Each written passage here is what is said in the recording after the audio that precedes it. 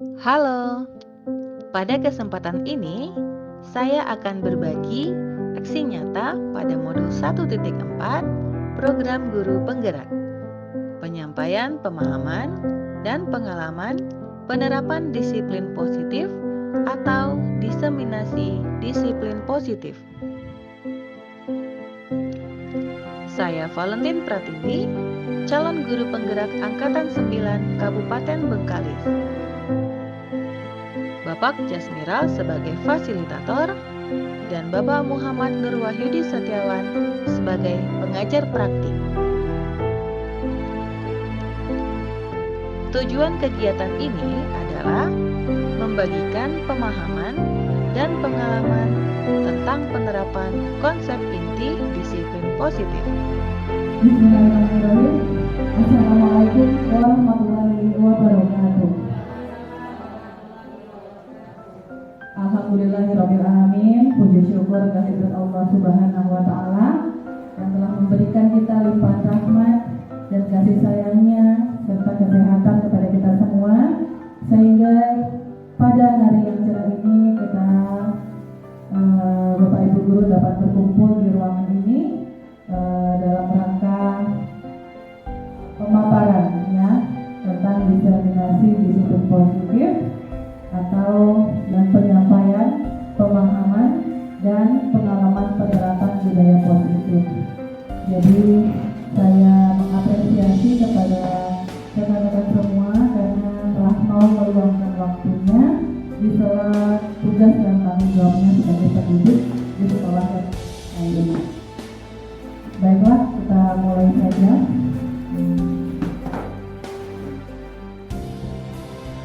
Nah, sebelumnya saya perkenalkan diri lagi. Saya Valentin Pratiwi yang berkesempatan menjalani guru penggerak pada angkatan 9 di Kabupaten Bengkalis. Berikut adalah pengajar praktik saya, Bapak Nur Wahyudi Setiawan, dan di sebelahnya adalah Bapak fasilitator saya, Bapak Jasmiral.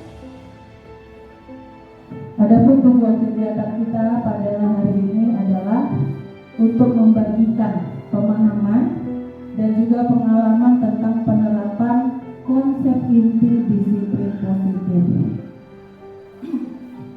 Nah, sebelum kita mulai kegiatan, saya akan mengajak Bapak Ibu dulu untuk fokus. Rekan-rekan bisa memperhatikan petunjuknya, ya. Kata kuncinya adalah bumi itu bulat. Ya, bumi itu bulat. Mungkin ada yang sudah paham ya. Kalau belum, kita bocor yang belum paham. Baik, bumi itu bulat. 1 itu sama dengan 0. 2 sama dengan 0. 10 sama dengan 1. 8 sama dengan 2. Benar sekali. Kita coba lagi. Iya. Kalau 8 sama dengan 2, 20 sama dengan 1, 28 berarti 2. 28 2. Baik, bagus. Sudah mulai banyak yang fokus. Sekali lagi kita coba. Jika 8 adalah 2, 88 adalah 4, 808 adalah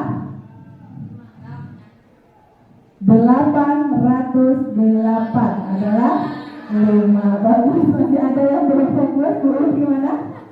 808 5. Gue belum dapat.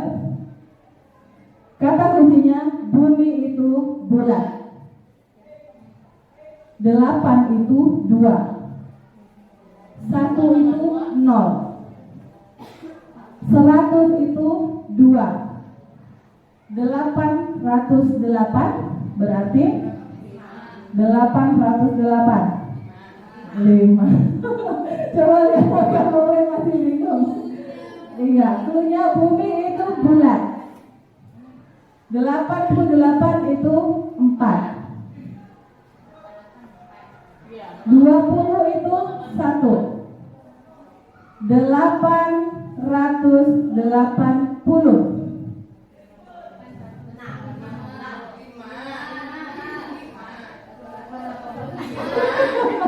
Jadi 5 ya. Iya, bagus. Tepuk tangan dulu ya buat rekan-rekan semua. Hebat ya. Jadi udah pada dapat ya.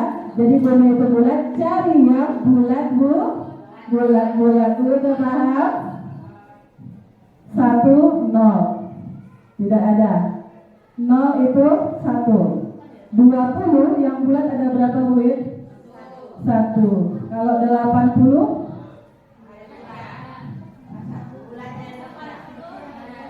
3. Bagus, sudah bagus. Kasih tepuk tangan untuk panitia. Iya, ibu-ibu keren ya. Iya, cepet nangkapnya ya. Satu lagi. 8.080. 8.080. 6. Bagus, sudah keren. Sekarang kita lanjutkan. Ya, kegiatan kepalan tangan.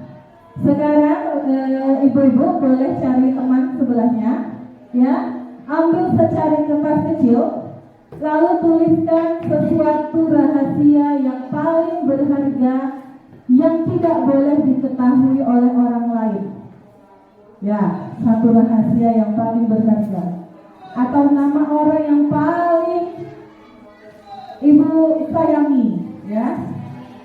Nah, kemudian rekan kita yang lain akan meminta ibu-ibu untuk membuka kepalan tangan. Nah, di sini teman kita boleh merayu, ya. Ayo buka dong, ayolah, buka, kasih tahu aku. Boleh juga membujuk atau boleh juga mengancam, ya, dengan ancaman. Boleh juga menghardik atau bahkan juga menyuap, ya. Boleh cari kue dibagi temannya. Nih, saya kasih kamu kue, nanti kamu buka ya tangannya. Oke, baiklah. Sekarang silakan teman-teman buka kepalan tangan temannya. Iya, apakah berhasil? Iya, boleh merayu, berarti memaksa. Ya, mungkin ada. Iya, baik. Ada yang sudah berhasil? Ada yang sudah berhasil? Iya, Bu Desi kayaknya berhasil membuka rahasia rekannya. Yang lain berhasil. Berhasil. Nah, yang ini belum berhasil. Belum mau. Ya, berarti rahasianya sangat besar. Baiklah, apa makna ada dua kemungkinan, benar? Yang pertama, kita akan membuka kepala tangan kita. Yang kedua, tidak. Kalau tidak, berarti kita memang benar-benar tidak ingin membuka. Kalau kita mau membuka kepala tangan, kemungkinan tadi karena sudah termakan bujuk rayu, kena ancam, dihardik, dan disuap, gitu ya, diberikan imbalan. Nah, berarti sekarang pertanyaan saya, siapa yang mengontrol kita untuk mau membuka ataupun tidak? Diri kita sendiri, yang artinya hanya kita lah yang bisa mengontrol diri kita sendiri. Begitu juga dengan orang lain. Nah, sehingga disinilah terjadinya perubahan paradigma teori kontrol, ya, bahwa ini semua ternyata ilusi bahwa guru dapat mengontrol murid, ya, yang pada kenyataannya kita tidak bisa mengontrol diri orang lain karena orang lainlah yang mengontrol dirinya sendiri. Kemudian ilusi bahwa kritik dan membuat orang merasa bersalah dapat menguatkan karakter. Nah, kita sering berpikir dengan menyalahkan, mengkritik, memberikan masukan, penguatan positif, kita merasa sudah membuat seseorang berubah. Padahal itu karena diri orang lain, ya.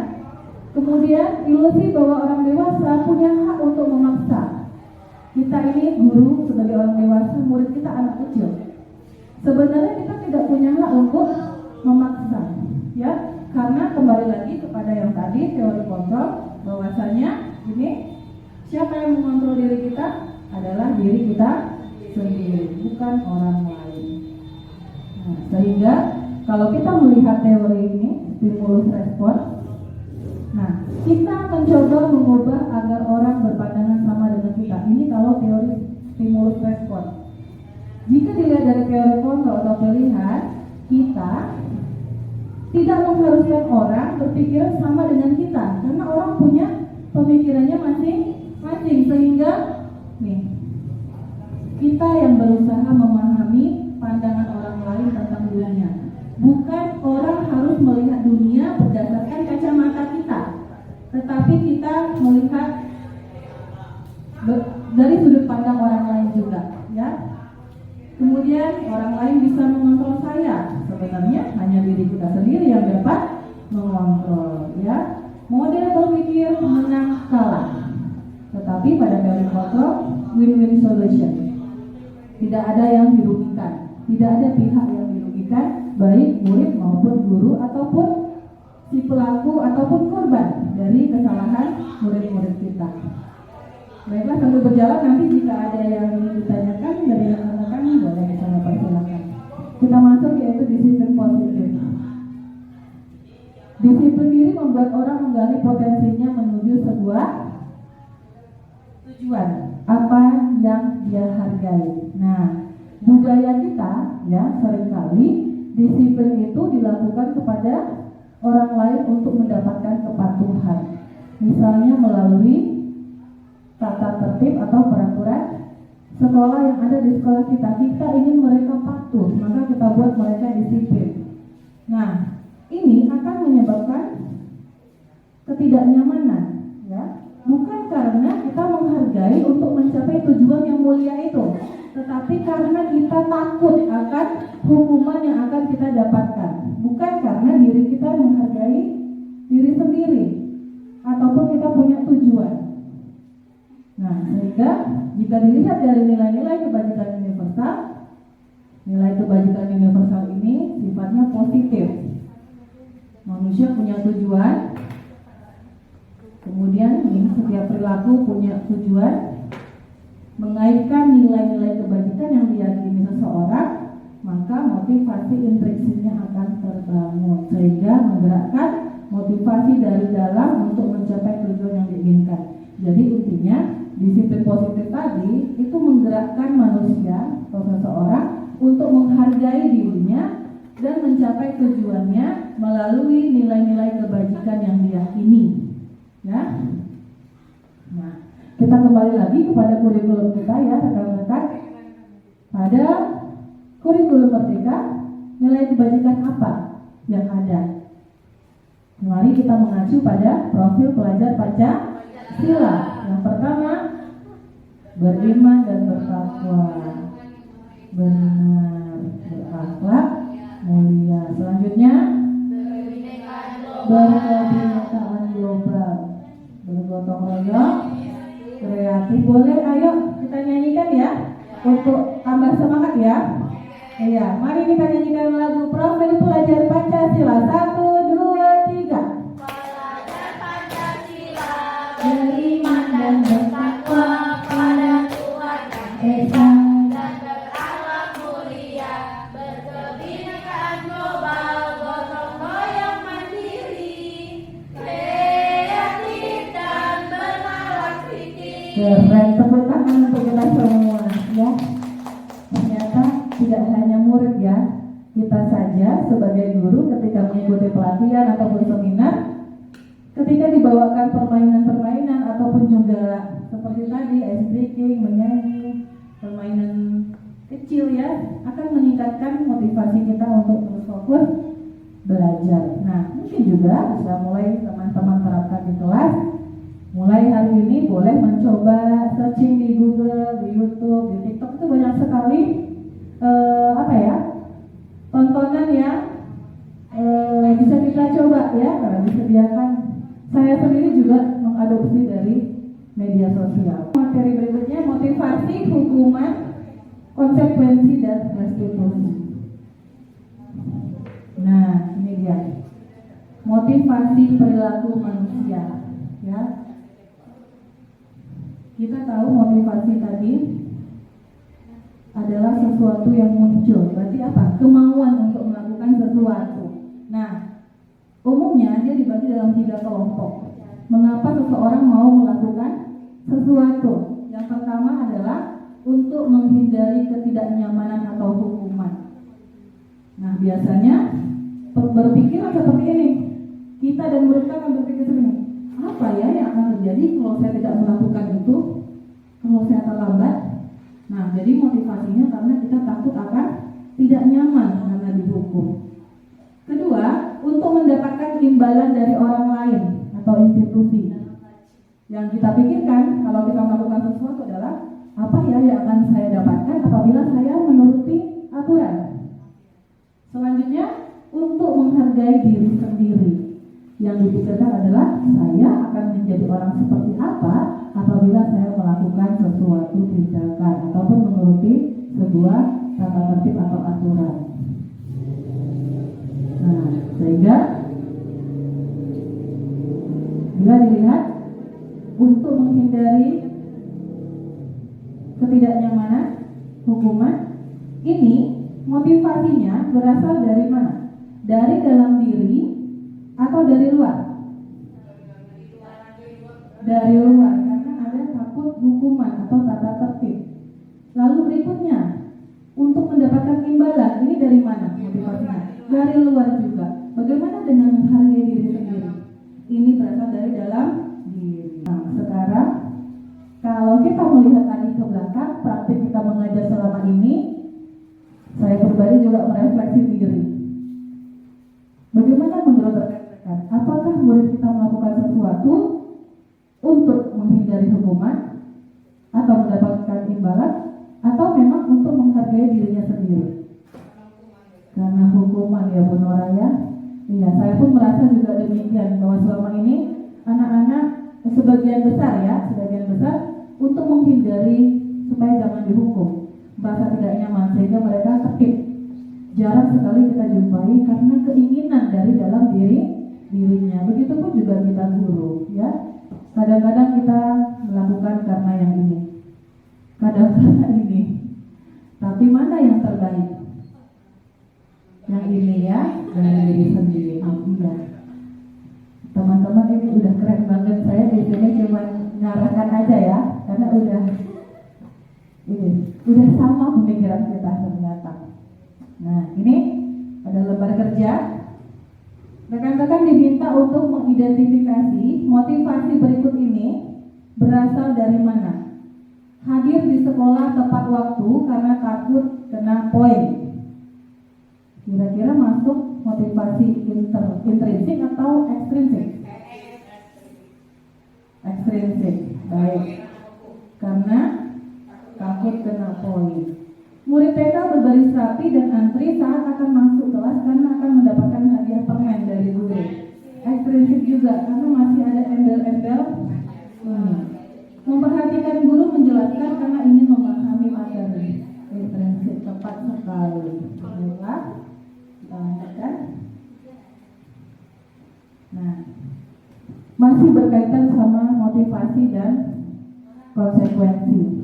Tadi kalau motivasi berasal dari dalam diri, kemudian konsekuensi itu merupakan kesepakatan yang sudah disepakati murid dengan guru. Nah, kalau restitusi, mari kita lihat.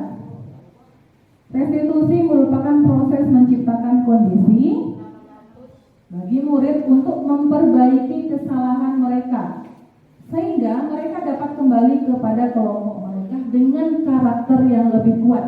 Ingat ya rekan-rekan, penekanannya di sini adalah memperbaiki kesalahan dan karakter yang lebih kuat. Berarti ada perubahan di sini.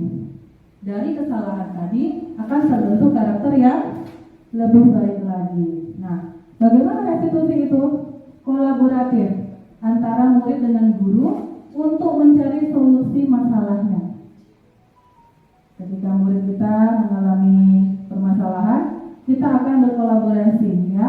Kita akan bertanya jawab, menggali apa yang belum terpenuhi memenuhi, lalu kemudian kita akan menanyai solusi apa sehingga munculnya dari dalam diri mereka. Nah, ini dia berpikir tentang orang seperti apa yang mereka inginkan untuk mencapai tujuan mulianya dan bagaimana cara mereka untuk memperlakukan orang lain. Nah, ciri-ciri restitusi. Restitusi bukan untuk menebus kesalahan. Ya, hati-hati rekan-rekan, bukan untuk menebus kesalahan, namun untuk belajar dari kesalahannya. Jadi, makanya ada muncul apa itu? Pengalaman adalah guru terbaik. Nah, pelajaran yang berharga, guru terbaik untuk kita, karena kita belajar dari kesalahan itu. Kemudian restitusi ini memperbaiki hubungan. Hubungan siapa? Hubungan si pelaku, murid yang melakukan tindakan negatif dengan guru dan juga dengan lingkungannya. Tawaran, ya restitusi itu berupa tawaran bukan paksaan.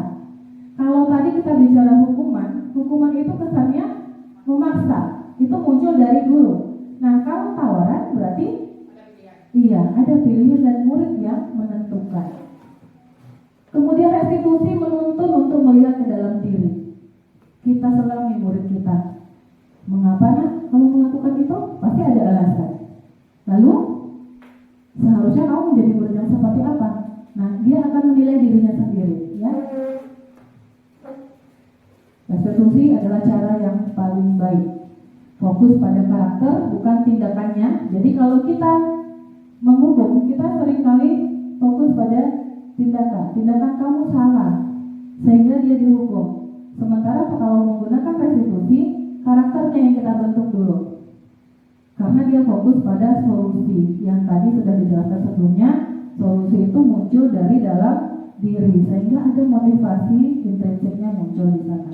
Kemudian murid dapat kembali ke kelompoknya walaupun telah berbuat salah. Artinya dia masih dapat diterima tanpa adanya teman-teman atau lingkungan yang menyalahkan, kemudian nanti berujung pada tindakan bully, mengejek. Karena tindakan yang dilakukan tadi salah, ya. Nah, itu dia. Nah, sekarang mari kita lihat apa ya bedanya hukuman, konsekuensi, restitusi. Hukuman itu sesuatu yang bersifat menyakitkan, harus terjadi. Murid suka tidak suka, mau tidak mau, terima tidak terima, dia harus menerima hukuman yang kita berikan atau sanksi yang kita berikan. Sementara kalau konsekuensi ini harus terjadi karena telah ada kesepakatan di awal. Untuk restitusi ini pilihan. Murid yang menentukan apa yang akan dilakukan untuk memperbaiki kesalahannya. Hukuman ini menciptakan identitas gagal karena kita langsung judge, kamu salah. Kita tidak bertanya dulu, nah yang kamu lakukan itu udah benar atau belum? Sesuai atau tidak dengan keyakinan diri kamu? Keyakinan kelas yang sudah kita sepakati di awal? Kita langsung saja judge dia salah. Kemudian ini tidak akan nyaman bagi murid untuk jangka waktu yang panjang. Ini adalah pengalaman diri saya ketika saya sekolah dulu. Ketika kita dihukum, itu menimbulkan rasa tidak senang dalam diri kita. Mungkin rekan-rekan juga punya pengalaman ya waktu sekolah dulu. Sehingga itu yang terjadi sudah puluhan tahun yang lalu, tapi sampai detik ini kita masih mengingat. Benar tidak? Rekan-rekan punya pengalaman yang demikian? Iya, karena membekas di pikiran kita. Sehingga kita muncul rasa tidak suka pada guru tersebut. Nah, kalau konsekuensi tidak nyaman, tetapi jangka waktu pendek, hanya saat itu. Misalnya, ketika dia mematahkan penggaris temannya, kita sepakati. Setelah kamu merusak barang, kesepakatan kita di awal apa? Mengganti barang yang rusak. Dia tidak nyaman pada hanya saat itu. Sementara kalau restitusi ini menguatkan dalam jangka waktu yang panjang. Hukuman otomatis menyakiti. Kalau konsekuensi hanya tidak nyaman. Kalau restitusi anak dapat penguatan dan masalahnya terpecahkan. Kalau hukuman yang kita takutkan adalah ini, perilaku pasif agresif meningkat, semakin dia diam, tidak peduli, atau bahkan malah menjadi-jadi tingkah lakunya. Ini yang kita hati-hati. Nah, jadi hukuman tadi adalah bentuk identitas gagal. Jadi murid sudah merasa dirinya gagal. Sementara konsekuensi dan restitusi ini menciptakan identitas sukses bagi murid. Konsekuensi dia belajar apa yang telah dilakukannya, dia pertanggungjawabkan gitu. Kalau restitusi yang telah dilakukan, dia cari solusinya untuk menyelesaikan permasalahan tersebut. Jadi ini hukuman sifatnya negatif sehingga konsekuensi bersifat netral, sedangkan restitusi positif. Di antara ketiga ini, mana yang kira-kira menurut rekan-rekan yang terbaik atau ideal kita lakukan? Restitusi, ya, baik. Semuanya masih fokus. Nah, di sini ada lembar kerja berikutnya. Nanti rekan-rekan diminta menentukan kasus. Ada beberapa kasus ini. Nanti akan rekan-rekan kerjakan menggunakan kertas post-it, lalu akan kita tempel. Mari kita lanjutkan ini, ya. Mana yang konsekuensi, mana yang hukuman dari soal yang ada di slide kita. Ya, baik, terima kasih. Ya, ini hukuman. Selanjutnya, iya, terima kasih. Baik, berikut itu ya jawaban dari rekan-rekan ya. Nanti akan kita cek apakah termasuk hukuman atau konsekuensi. Baik, terima kasih. Lalu bagaimana dengan penghargaan? Rekan-rekan pernah tidak memberikan penghargaan pada murid? Pernah. Kalau Bu Desi apa bentuk penghargaannya? Berikan uang jajan mungkin? Memberikan pena ya. Kalau Bu Nora? Oh, yang paling sederhana, memberikan aplaus, tepuk tangan ya, semangat. Teman-teman lain bagaimana? Diberi permen. Bu Asmawati pernah ya beri permen? Iya, saya juga memberi nilai yang baik, ya.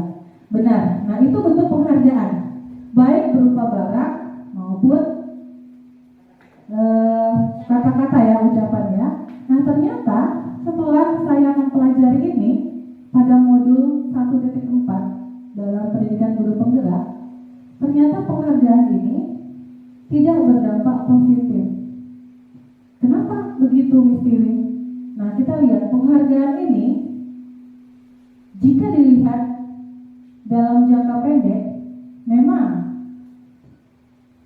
misalnya contoh murid TK tadi, Ananda berbaris yang rapi, nanti Bunda kasih permen ya, mereka akan berbaris yang rapi di pintu masuk. Nah, mereka akan berbaris karena motivasi eksternalnya adalah harapan tadi ini dapat permen. Nah, kemudian kalau wali kelas yang tadi bundanya tidak masuk, digantikan oleh yang lain, tidak disebutkan lagi ada permen. Lalu apakah mereka, murid-murid kita tadi, akan tetap berbaris dengan rapi? Nah, belum tentu ya, bahkan malah kemungkinan malah lebih berserak daripada yang sebelumnya. Itu jangka pendek. Jangka panjang tadi itu belum tentu dia akan terjadi karena iming-imingnya penghargaan. Lalu penghargaan ini merusak hubungan, ya, merusak hubungan siapa yang dirusak? Dia akan, iya, saya diberi hadiah oleh Bu Wit karena saya tadi bisa menjawab pertanyaan. Ibu Asmawati tidak diberi permen. Bagaimana perasaan Ibu Asmawati? Ada rasa kecewa, ada rasa iri. Inilah dia ya, merusak hubungan. Kemudian penghargaan mematikan kreativitas. Kemudian penghargaan menghukum orang lain. Kenapa menghukum orang lain? Begini, ini terjadi pada kurikulum kita yang lalu. Adanya juara kelas ya. Ini pun saya juga baru dapatkan. Ternyata memberikan juara perankingan itu membuat anak-anak yang lain merasa tidak berdaya, ya, karena dia lemah sehingga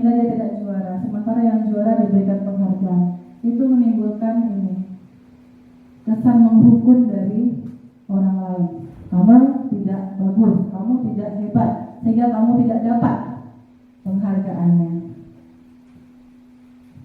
Nah, sekarang bagaimana dengan bentuk program kebaikan? Tadi kita berikan penghargaan. Nah, sekarang kita coba rubah dengan cara apresiasi. Ya, tidak lagi berbentuk barang, benda, tetapi lebih apresiasi. Apresiasi itu apa? Pengakuan. Bagaimana cara menyampaikannya? Berikan pengakuan kepada guru kita secara khusus. Misalnya, Ibu Sinta punya murid di kelas yang paling rajin membersihkan kelas. Misalnya, pikir gak pikir selalu ingat untuk mengutip sampah di lingkungan sekitarnya. Berikan pujian, ya. Ibu Ibu salut, Ibu bangga sama Siti misalnya, karena sudah membantu membersihkan kelas tanpa Ibu suruh. Nah, itu bentuk secara khusus. Kemudian secara pribadi, boleh disampaikan secara pribadi. Kemudian berikan pengakuan kepada semua murid bergantian. Nah, di sini Bapak Ibu ada pertanyaan? Istiwi, bagaimana memberikan pengakuan pada murid seluruhnya? Sementara kita di kelas ngajar, ini dapat dilakukan secara bergantian. Nah, di sini mungkin rekan-rekan perlu sedikit ekstra tenaga untuk mengingat siapa saja yang murid saya yang belum saya puji. Karena begini, kalau dibawakan ke diri kita, saya sendiri, kalau kita dipuji oleh orang tua, guru, itu ada rasa bahagia yang sangat-sangat luar biasa rasanya di hati saya. Nah, begitu juga kita kembalikan ke murid kita. Tentu dengan pujian ini, dia akan merasa ternyata Bapak Ibu Guru itu memperhatikan saya. Ternyata Bapak Ibu Guru peduli dengan apa yang saya lakukan, ya. Nah, lakukan secara konsisten. Ini yang sedikit tantangan. Karena untuk memulai itu sangat mudah, menginjakkan langkah pertama itu mudah, lalu untuk di tahap di tengah nanti kita akan mengalami masa-masa sungkan lagi melakukannya, ya, karena merasa mungkin udah bosan atau manajemen waktu kita yang kurang, sehingga kita belum konsisten. Kemudian fokus pada prosesnya, bukan hasil yang dicapai murid. Nah, bagaimana caranya? Ini dia contoh pengakuan. Misalnya, kemarin Ibu perhatikan kamu loh, Nak. Rasa empati kamu besar sekali. Ini nilainya, rasa empati. Waktu kamu menolong murid baru di kelas kita. Ini pujian loh, mengakui nilai-nilai yang ada pada diri anak, memuji rasa empatinya, memuji kepeduliannya. Ibu sangat menghargai kepedulian kamu saat kamu membantu tugas kamu, teman-teman di kelompok. Kamu hebat. Puji mereka. Terima kasih ya, Nak. Rasa tanggung jawab kamu udah memungut kertas yang bergerak di lantai. Ya, ini adalah bentuk mengakui nilai-nilai yang sudah tertanam di diri anak. Anak kalau udah dikata puji, dia akan sangat senang. Ya, kita kembalikan ke diri kita. Kita butuh itu. Saya juga butuh dipuji. Ya, maka kalau saya dipuji, rasa saya tuh bahagia sekali. Nah, begitu juga dengan murid. Ya.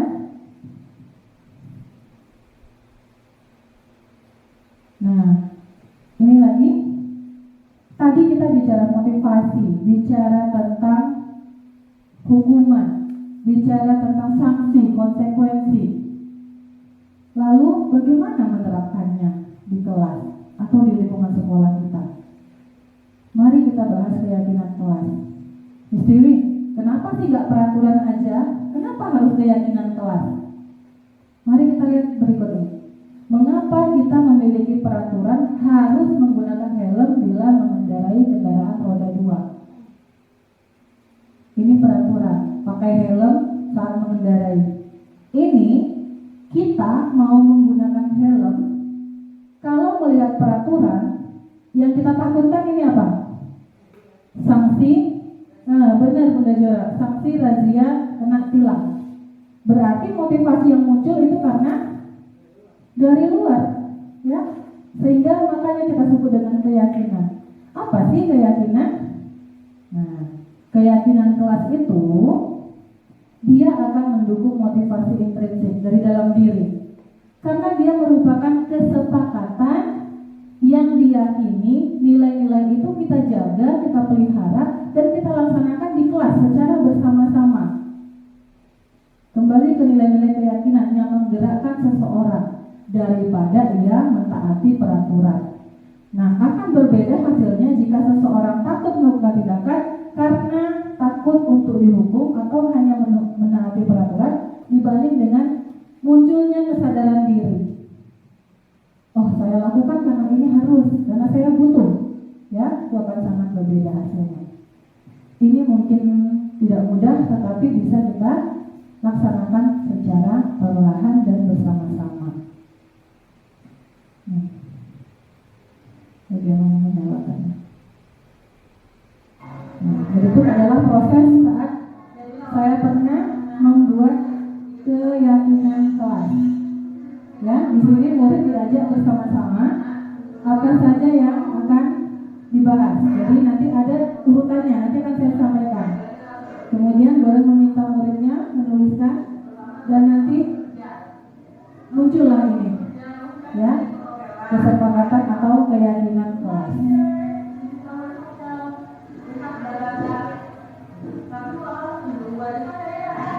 Nah, ini akan muncul dari murid ya, bukan kita yang menentukan. Baiklah, lalu bagaimana hubungannya? Tadi kita sebut peraturan. Peraturan inilah dasar untuk menciptakan budaya positif. Dasarnya peraturan. Kalau kita membuat keyakinan kelas, urutannya adalah kita ambil peraturan sekolah atau peraturan kelas yang sudah kita sepakati, lalu turunkan dia menjadi nilai-nilai atau keyakinan atau nilai kebajikan, sehingga nanti dia akan menjadikan lingkungannya positif.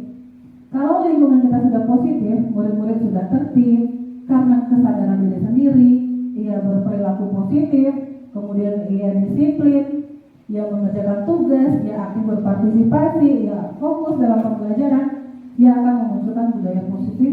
Dan jika kita lakukan secara bersama-sama di setiap kelas, di setiap guru dan setiap murid, maka ini akan jadi budaya positif sekolah, bukan hanya budaya positif di kelas kita saja, tetapi secara menyeluruh.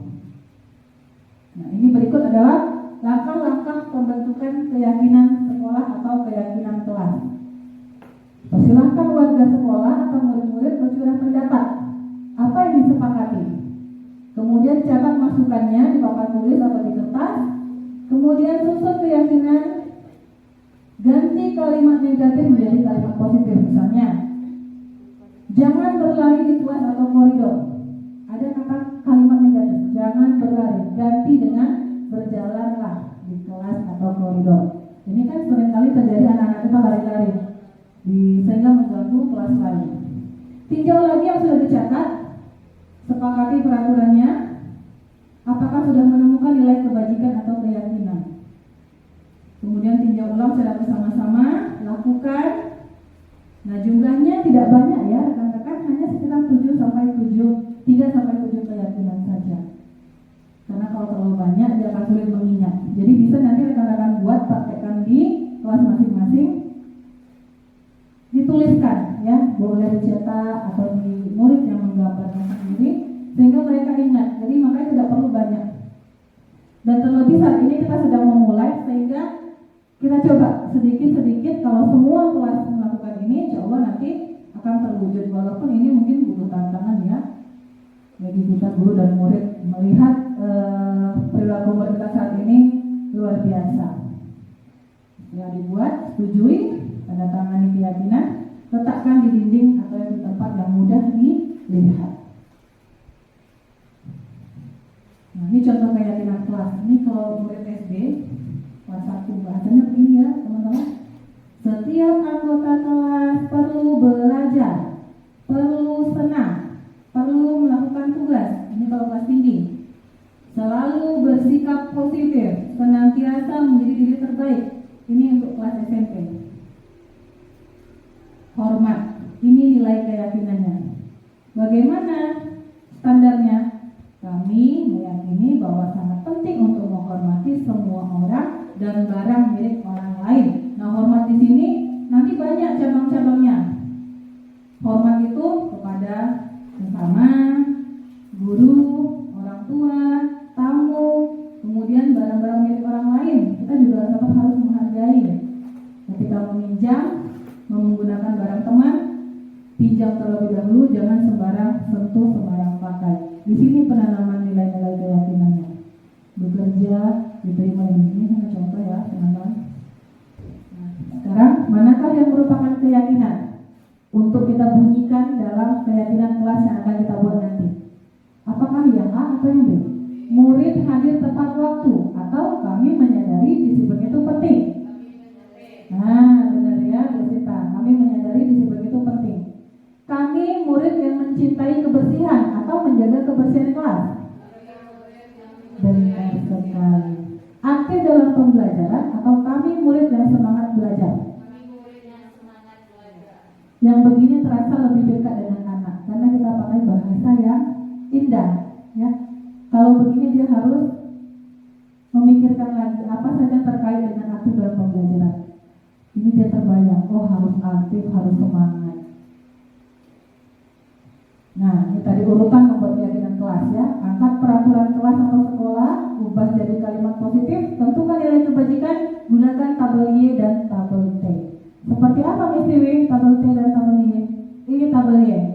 Nanti saat akan praktek di kelas dengan muridnya masing-masing, kita pakai ini. Misal kita ambil satu nilai hormat. Hormat tadi, bagaimana terdengar murid-murid kita jika mereka sudah menanamkan nilai-nilai hormat? Yuk, saya bantu. Kita bisa menyelesaikan ini bersama. Terima kasih. Tolong ya, permisi. Boleh saya pinjam? Nanti akan segera saya kembalikan. Akan seperti inilah kedengarannya kalau murid-murid kita bicara di kelas. Begitu juga dengan gurunya. Nah, yang terlihat bagaimana? Kita akan melihat empati murid terhadap perasaan orang lain. Ketika ada teman yang bersedih, dia menunjukkan rasa empatinya, dia pun ikut merasakan apa yang dirasakan temannya. Kita akan melihat murid-murid yang memegang barang milik orang lain dengan izinnya, misalnya meminjam bukunya atau penanya. Kita akan melihat murid yang mendengarkan dengan seksama dan berbuat baik, berbagi, banyak lainnya ya. Nah, bagaimana perilakunya? Anak-anak yang hormat, tersenyum ramah, memberikan salam hormat, ya, berjabat tangan, menyapa. Nah, ini model-model ini ya, keyakinan lain ya. Memberikan ruang bekerja, postur tubuh yang tenang, tidak lasak, ya. Beginilah kira-kira. Nanti bisa teman-teman coba di kelas. Nanti akan kita simulasikan juga bagaimana prosesnya. Nah, ini tabel T. Murid yang hormat akan tampak datang tepat waktu, menyapa guru setiap hari. Ini menghormati peraturan ya. Ini menghormati guru. Ini menghargai barang milik teman. Ya. Ini seperti ini. Tidak tampak seperti sering hadir terlambat. Ini bukan cerminan dari sikap hormat. Acuh ketika bertemu teman atau guru. Tidak mengembalikan. Jadi ini ya. Nanti lihat mana yang positifnya, mana yang negatifnya. Nah, penekanan kita di kelas nanti sama buat ini. Sebenarnya bukan pada hasil keyakinan kelasnya, tetapi saat kita membentuk keyakinan kelas, nilai-nilai ini yang kita sampaikan ke murid. Nah, ibu mau lihat nanti kalau kita sudah menjaga hormat dengan guru, ibu mau lihat kamu akan seperti ini, ya. Nah, ini nanti contoh keyakinan kelas. Teman-teman nanti akan membuat LK-nya, mengembalikan buku di tempatnya, nilai keyakinan apa, mematuhi tata tertib sekolah, nilai keyakinan apa yang ada di sana, menghormati kepada guru, nilai keyakinan apa.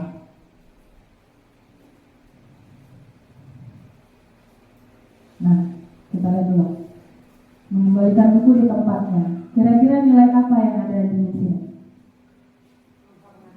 Mengembalikan buku ke tempatnya. Bertanggung jawab. Ya, mematuhi aturan sekolah, bersikap positif. saling membantu juga positif. Hormat kepada guru, menghormati, ya. Nah, nanti ini kita akan membuat ini bersama-sama, akan dibimbing bagaimana membuat kegiatan kelas dengan melengkapi tabel Y dan tabel T dari 3 nilai ini dulu. Contoh, sebagai contoh ya, nanti akan kita laksanakan. Nilai kebajikan yang pertama, silakan tuliskan bagaimana terdengar, terlihat dan berperilaku. Oke, baik, Bu Desi dulu. Ini yang terdengar. Lanjut teman-teman. Yuk.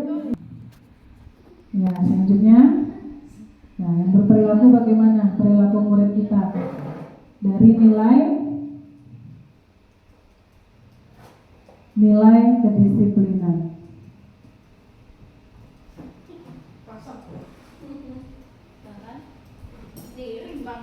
Oke, baik. Sekarang kita lihat lagi kebutuhan manusia. 5 ya. Ada 5 kebutuhan manusia. 5 dari 4 ini. Yang pertama, kebutuhan bertahan hidup. Semua orang selalu mempertahankan hidupnya agar tetap hidup, ya. Makan, minum, tempat tinggal dan sebagainya. Penguasaan. Bagaimana mereka ingin melakukan sesuatu. Kebebasan, kesenangan, rasa kasih sayang dan rasa diterima oleh lingkungan. Nah, kalau kita flashback lagi, kita review lagi saat kita di kelas, sering kali begini, saya pribadi, kita ngejudge anak, kamu nih bandel ya, kamu nih begini, kamu begitu. Kita langsung nuduh dia melakukan sesuatu kesalahan. Nah, alangkah baiknya kita lihat dulu. Kita lakukan dialog secara mendalam, ambil waktu yang agak lapang ya, dan tidak di depan rekan-rekan teman-teman sekelasnya, karena itu menimbulkan rasa malu, minder ketika kita ditegur oleh guru. Tanyai, kemungkinan mereka itu melakukan tindakan itu karena ada salah satu dari kebutuhan ini yang tidak terpenuhi. Mungkin di rumah dia kurang kasih sayang, atau di kelas dia sering dibully, tidak ada teman yang mau bermain dengannya, atau kesenangannya tidak terpenuhi saat belajar. Mungkin ini misalnya saya mengajar monoton, saya ceramah, kerjakan tugas, jawab di papan tulis misalnya. Nah, mungkin kesenangan ini kita bisa refleksi diri juga sambil merefleksi diri lewat masalah-masalah murid kita, ya. Setelah refleksi diri nanti kita akan muncul, oh iya, mungkin dia ini tipe anak yang suka mainnya lasak, belajarnya nggak bisa tenang. Berarti kita sekali-sekali perlu buat kesepakatan, oke, nanti kapan ada waktu kita praktek, kapan ada waktu kita role play, misalnya bermain peran ya. Jadi macam-macam, atau demonstrasi, nah tergantung dengan materi rekan-rekan semua. Nah, nanti juga ada lembar kerja ya, kebutuhan apa yang belum terpenuhi pada kasus berikut. Atau boleh langsung kita jawab sekarang aja. Ya, boleh rekan-rekan tulis jawabannya, lalu nanti disebutkan. Kasusnya adalah Bimo, seorang anak TKB, berlari di kelas keluar menuju jalan raya di depan sekolahnya yang ramai dengan kendaraan. Tingkahnya membuat Ibu Ani bingung dan seringkali mengajarnya. Ada beberapa kemungkinan jawaban yang diberikan Bimo. Identifikasi kebutuhan yang ingin dipenuhi Bimo jika respon Bimo seperti di kolom ini. Misalnya Ibu bertanya, lalu jawabannya ini, aku senang main kejar-kejaran dengan ibu guru, seru loh Bu. Kira-kira kebutuhan mana yang belum terpenuhi sehingga dia melakukan ini, lari-lari, sehingga gurunya juga aktif mengejarnya. Apakah kesenangan? Apakah penguasaan, cinta dan kasih sayang, atau kebebasan? Senang main kejar-kejaran dengan ibu guru, senang. Iya, kesenangan. Berarti dengan dia dapat berlari-lari dan dikejar ibu guru, ada rasa puas di sini. Senang, ya.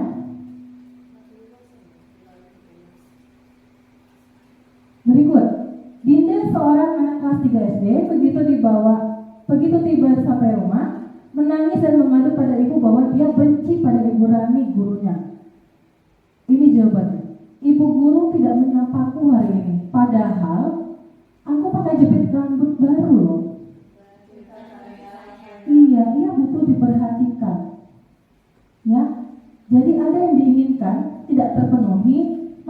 muncullah tindakan-tindakan yang seperti ini. Berlari-lari di kelas, cari perhatian, menangis dan sebagainya. Ini kebetulan contohnya anak SD. Kalau SMP bagaimana ini? Prakteknya di kelas, pengalaman kita. Ya? Ya, Bunda.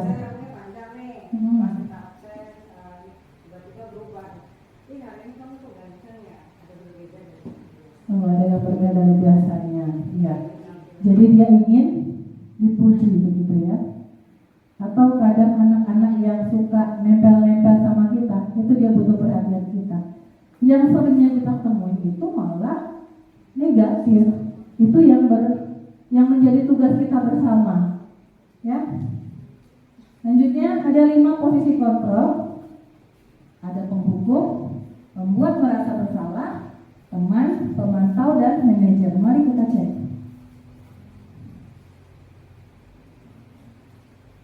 Penghukum, bagaimana sikapnya? Menghardik, menunjuk-nunjuk, menyakiti, menyindir, bahkan menghina ya. Kalau pembuat merasa bersalah, berceramah. Seharusnya kamu begini, begitu. Ibu kecewa banget sama kamu, nak, karena kamu terlalu sering. Nah, kalau sebagai teman, membuatkan alasan-alasan untuk muridnya, ini lebih ke membela murid. Seperti tadi sebelumnya contohnya adalah ibu, ayolah bantu ibu sekali aja. Atau misalnya ya udah duduk sana, lain kali jangan begitu lagi ya. Jadi ini katanya ringan sekali ya. Kemudian pemantau, menghitung, mengukur. Ini selalu mengingat lagi ke belakang. Kamu sudah berapa kali begini, udah berapa kali melanggar. Ibu perhatikan kamu begini begitu. Dia memperhatikan muridnya. Kalau sebagai manajer, ini lebih kontrol dirinya, menghargai diri sendiri, sehingga mengajukan pertanyaan-pertanyaan seperti apa yang kita yakini, apa yang bisa dikerjakan untuk memperbaiki masalah ini. Jadi manajer ini posisinya menguatkan pribadi murid. Dia akan bekerja mencari cara bagaimana memperbaiki keadaannya dengan mengevaluasi ya, dan memperbaiki diri. Di antara kelima posisi kontrol ini kontrol luar, menghukum, pembuat rasa bersalah. Ini kontrol masih tergantung orang lain, karena ngerasa dibela sama guru, diperhatikan. Nah, ini kontrol diri sendiri, menghargai diri sendiri sebagai manajer. Nah, ini posisi kita sebagai guru. Yang paling ideal di sini. Nah, ini juga ada lembar kerja. Posisi kontrol sebagai guru. Saya kecewa sekali dengan kamu. Kamu tidak pernah benar-benar melakukannya. Ayolah, lakukan demi ibu. Apakah kamu mau mendapatkan stiker bintang hari ini? Bagaimana kamu bisa menyelesaikan masalah ini? Kamu selalu yang paling terakhir. Nah, nanti ini kita kerjakan bersama ya, rekan-rekan. Nah, inilah tahapan segitiga restitusi ya. Tadi kita udah bicara hukuman, motivasi, sanksi, dan restitusi. Restitusi itu punya tahapan 3. Yang pertama, menstabilkan identitas, lalu validasi tindakan yang salah, lalu tanyakan keyakinan. Nah, untuk sampai ke segitiga restitusi ini, mungkin Bapak Ibu pernah juga ya melakukannya di kelas. Cuma urutannya tidak seperti ini. Kita langsung ke sini. Apa kesepakatan kita di awal? Nah, kita langsung ngomong gini. Ini udah bentuk restitusi. Nah, namun seringnya nanti penekanannya adalah permasalahan itu harus diselesaikan murid sendiri. Kita kadang udah sampai tahap ini nih, menanyakan keyakinan. Kita sudah mencari identitasnya. Kita sudah memvalidasi. Tetapi seringkali hukumannya itu kita yang menentukan, bukan muridnya. Ya, jadi kontrolnya ada di kita. Harusnya tidak seperti itu. Nah, bagaimana langkah-langkah menstabilkan identitas? Nih salah satu kalimat yang bisa dilakukan, dicoba nanti di kelas. Kalau ada masalah, tahu kenapa ibu panggil kemari? Tidak bu, tahu bu, itu kan jawaban. Nah, kamu tahu kamu bersalah, dia kan berpikir yang mana ya, aku salah apa? Baru kita bilang manusiawi, karena manusia juga nggak ada yang sempurna. Ya, orang lain juga pernah berbuat salah. Nah, tapi kita bisa menyelesaikan masalah ini. Ibu tidak tertarik mencari tahu siapa yang benar, siapa yang salah, tapi ibu lebih tertarik untuk menyelesaikan permasalahannya. Berikut, validasi tindakan. Ini misalnya ketika muridnya berantem. Kamu bisa aja kan melakukan hal yang buruk itu, lebih dari itu, tapi kamu tidak melakukannya kan? Dia kan jawab, ya bu, syukur saya nggak emosi dan sampai memukul meja, sampai memukul dia. Saya hanya menggebrak meja. Ya, jadi kita ikutin dulu, kita puji dulu dia. Kita tanya, ada alasan nggak melakukan itu? Ya, jadi di sini kita memvalidasi tindakannya. Apa yang sudah dia perbuat, sehingga kita benarkan dulu tadi. Syukur gak berlebihan, ya. Yang terakhir adalah menanyakan keyakinan. Di sini kembalinya, tanyakan kembali apa yang sudah kita sepakati di awal, nilai-nilai apa yang sudah kita sepakati. Menurut kamu kelas yang ideal itu seperti apa sih? Kamu ini sebenarnya anak yang bagaimana? Tanyain ke diri kita. Sebenarnya di dalam diri kita itu terdapat hal-hal positif yang besar, tetapi kadang kita itu belum sampai menggalinya begitu dalam, ya, sehingga kita tidak tahu. Padahal itu bisa kita jadikan sebagai, nah kamu kan orangnya begitu bagus, kamu rajin. Kenapa sih kok sampai datang terlambat? Tidak mengerjakan tugas, padahal kamu pintar. Kita puji dia seperti itu. Nah tanyain, kalau tidak melakukan itu kamu mau jadi orang seperti apa? Jadi intinya itu, keyakinan kelas ini, kembalikan ke dirinya lagi, nilai-nilai apa yang sudah dia langgar, atau yang tidak dia lakukan atau tidak dia taati. Ya, namun untuk melakukan restitusi ini, seperti yang disampaikan sebelumnya, jangan lupa kita buat keyakinan dulu dengan murid-murid di kelas kita. Karena kita belum punya kesepakatan ini dengan murid. Tahu-tahu kita ada restitusi. Nah, apa nak keyakinan kelas yang sudah kita sepakati? Sementara kita belum punya ini. Makanya di sini saya mengajak rekan-rekan semua untuk dimulai dari besok sudah boleh membuat keyakinan kelas. Ambil waktu mungkin 30 menit di jamnya untuk membuat keyakinan kelas pakai model T dan model Y tadi. Berikut contoh yang pernah saya lakukan. Ini adalah video yang saya kirim sebagai tugas. Namun ini juga terjadi sebenarnya, ya. Hanya di sini dalam tugas saya sebutkan di sana adalah simulasi aja. Saya bahas namanya. Gimana jalannya? Coba ya. Ini urutannya. Mari kita Evan. Hai Eva. Apa dari sarapan? Eva tahu kenapa Eva dipanggil ke sini? Apa tertidur di kelas?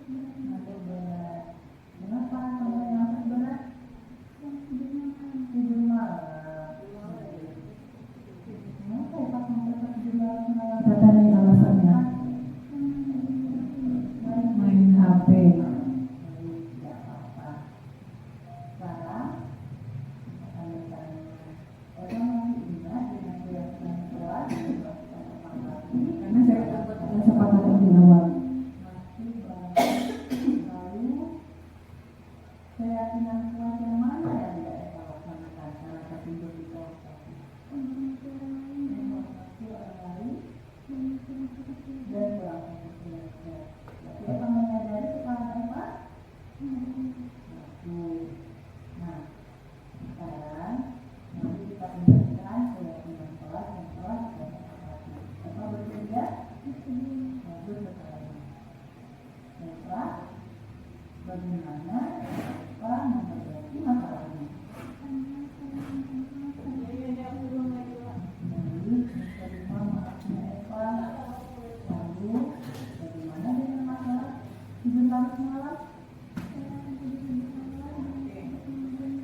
Jadi ada solusi dari dia ya, Eva. Dia akan tidak tidur larut malam lagi dan bangun lebih awal. Ini contoh yang kedua, juga sama.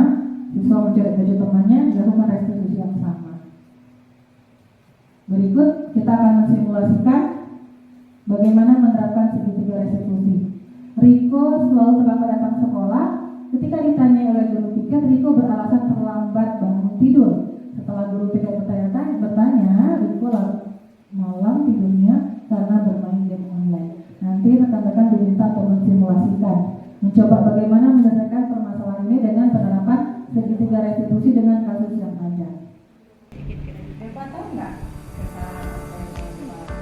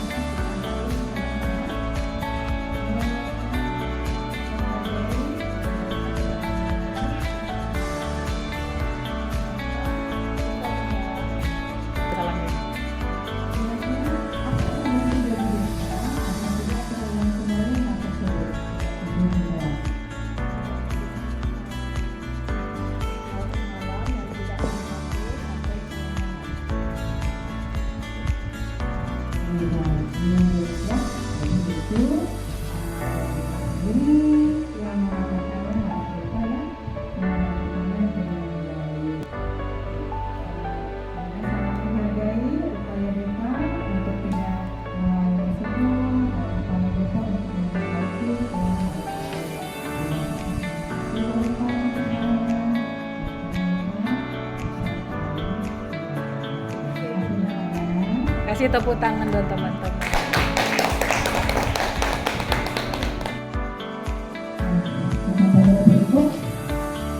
Dalam penerapan disiplin positif, hendaknya belum memiliki kompetensi kepribadian, bagaimana berjalan baik sehingga dapat memperbaiki dirinya dan menerapkan sebagai fungsi kontrol manajer. Diharapkan pendidik dapat menerapkan konsep disiplin positif dalam kesehariannya agar terbentuk murid yang merdeka, mandiri dan bertanggung jawab. Nah, Bapak Ibu ada pertanyaan? Baik, terima kasih. Jika tidak ada, kita akan merefleksi diri. Pertama, hal baru apa yang mengubah pemikiran Bapak Ibu tentang teori kontrol? Lalu perasaan apa yang muncul selama mengikuti kegiatan sesi ini, khususnya mengenai disiplin positif dan motivasi intrinsik? Bagaimana selama ini Bapak Ibu membentuk disiplin positif di sekolah? Apa yang sudah Bapak Ibu lakukan? Ini refleksi diri, tulis saja dengan jujur, tidak ada nilainya, tetapi kita akan mengambil tindak lanjut dari refleksi diri kita. Nanti Bapak Ibu boleh kirim jawabannya ke sini, akan saya share melalui WA Group. Jawab 3 pertanyaan berikut sebagai refleksi. Baiklah, demikian saja kesempatan ini saya telah menyampaikan tentang penerapan disiplin positif di lingkungan sekolah. Terima kasih atas perhatian rekan-rekan semua. Mohon maaf apabila ada kekurangan. Alvan,